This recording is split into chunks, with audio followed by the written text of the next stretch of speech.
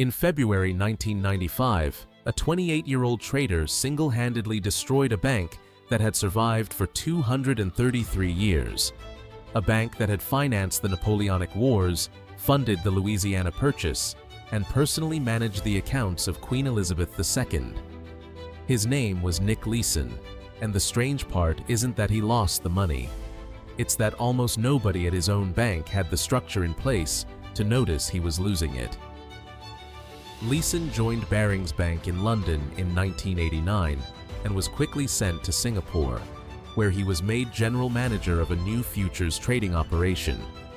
His job, officially, was simple: exploit tiny price differences between the Nikkei 225 index traded on two different exchanges, buy low on one, sell high on the other, and pocket the small, safe difference.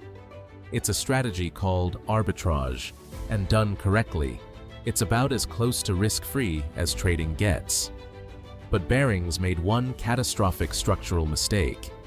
They let Leeson run both the trading desk and the back-office settlement operation for his own trades, meaning the same person placing the bets was also the person checking whether those bets were reported accurately. In any well-run trading operation, those two roles are kept strictly separate. At Barings, in Singapore, they weren't. Leeson started drifting from safe arbitrage into straightforward speculation, betting directly on which direction the market would move. His very first loss, a relatively small one caused by a junior employee's mistake, he hid in a secret account numbered 88888. Rather than report it and take the hit to his reputation, he decided to trade his way out of the hole quietly. It didn't work. The hole got bigger. So he doubled his bets, hoping to win back everything at once. That didn't work either.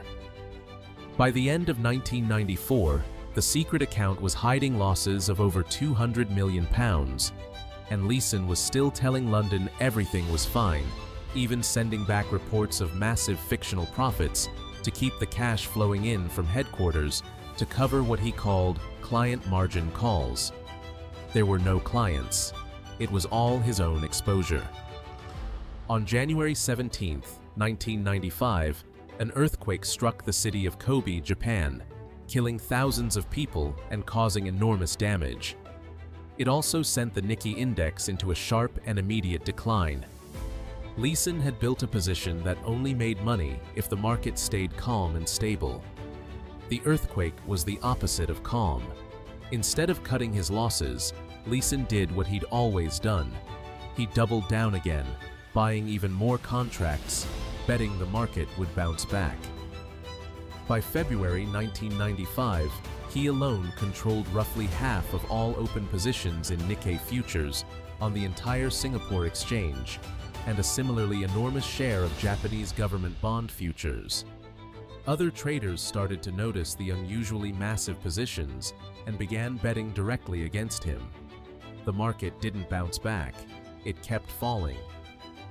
On February 23, 1995, with losses now impossible to hide, Leeson wrote a short note of apology to his bosses in London, boarded a flight out of Singapore with his wife, and disappeared.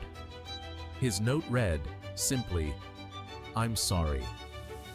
When the full scale of the damage was finally added up, Barings was short £827 million, more than double the entire bank's available capital. There was nothing left to save. 3 days later, on February 26, 1995, Britain's oldest merchant bank was declared insolvent. It was purchased almost immediately by the Dutch bank ING for a symbolic price of £1. Leeson fled to Malaysia, then Thailand, then Germany, where he was finally arrested in Frankfurt.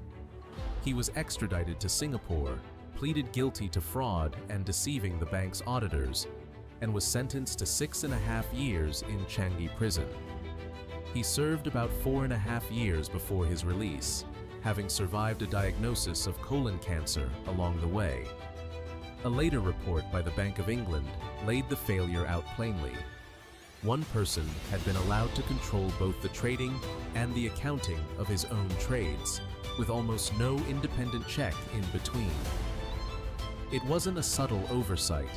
It was the most basic principle of financial control, ignored for years, at one of the most respected banks in the world.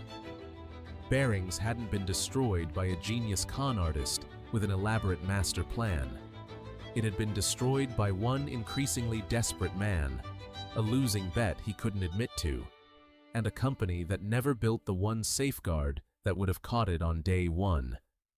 If your own job let you both place a bet and grade your own homework on whether you'd won, how long do you think it would take before the temptation became impossible to resist?